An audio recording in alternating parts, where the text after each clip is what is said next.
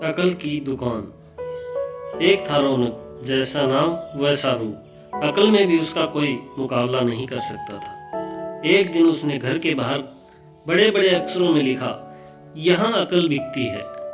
उसका घर बीच बाजार में था। हर आने जाने वाला वहां से जरूर गुजरता था। हर कोई बोर्ड देखता और हंसते हुए आगे बढ़ जाता।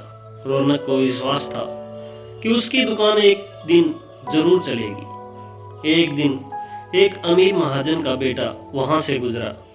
दुकान देखकर उससे रहा नहीं गया। उसने अंदर जाकर रौनक से पूछा, यहाँ कैसी अकल मिलती है और उसकी कीमत क्या है? उसने कहा, यह इस बात पर निर्भर करता है कि तुम इस पर कितना पैसा खर्च कर सकते हो। गप्पू ने जेब से 1 रुपया निकालकर पूछा, इस रुपए के बदले कौन सी अकल मिलेगी और कितनी? उसने कहा, भाई 1 रुपए की अकल से तुम 1 लाख रुपए बचा सकते हो। गप्पू ने 1 रुपया दे दिया। बदले में रौनक ने कागज पर लिख कर दिया, जहां 2 आदमी लड़ झगड़ रहे हो वहां खड़े रहना बेवकूफी है। गप्पू घर पहुंचा और उसने अपने पिता को कागज दिखाया। कंजूस पिता ने कागज को पढ़ा तो वह गुस्से में आग बबूला हो गया। गप्पू को घसीटते हुए वह पहुंचा अकल की दुकान। कागज की पर्ची रौनक के सामने फेंकते हुए चिल्लाया, वह रुपया लौटा दो जो मेरे बेटे ने तुम्हें दिया था। रौनक ने कहा, ठीक है, लौटा देता हूँ, लेकिन शर्त यह है कि तुम्हारा बेटा मेरी सलाह पर कभी अमल नहीं करेगा। कंजूस महाजन के वादा करने पर रौनक ने रुपया वापस कर दिया। उस नगर के राजा की 2 रानियां थी। एक दिन राजा अपनी रानियों के साथ जौहरी के बाजार से गुजरा। दोनों रानियों को हीरे का एक हार पसंद आ गया। दोनों ने सोचा, महल पहुंचकर अपनी दासी को बेचकर हार मंगवा लेगी। संयोग से दोनों दासियां एक ही समय पर हार लेने पहुंची। बड़ी रानी की दासी बोली, मैं बड़ी रानी की सेवा करती हूँ, इसलिए हार मैं लेकर जाऊंगी। दूसरी बोली, पर राजा को तो छोटी रानी को ज्यादा प्यार करते हैं, इसलिए हार पर मेरा हक है। गप्पू उसी दुकान के पास खड़ा था।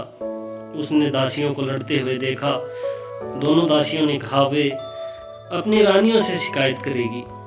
जब बिना फैसले के वे दोनों जा रही थी, तभी उन्होंने गप्पू को देखा। वे बोली, यहाँ जो कुछ हुआ तुम उसके गवाह रहना। दासियों ने रानी के साथ और रानियों ने राजा के से शिकायत की। राजा ने दासियों की खबर ली। दासियों ने कहा, गप्पू से पूछ लो, वह वहीं मौजूद था। राजा ने कहा, बुलाओ गप्पू को गवाही के लिए, कल ही झगड़े का निपटारा होगा। इधर गप्पू हैरान, पिता परेशान। आखिर दोनों पहुंचे अकल की दुकान। माफी मांगी और मदद भी। रौनक ने कहा, मदद तो मैं कर दूंगा, पर अब जो मैं कर दूंगा उसकी कीमत 5000 रुपए होगी।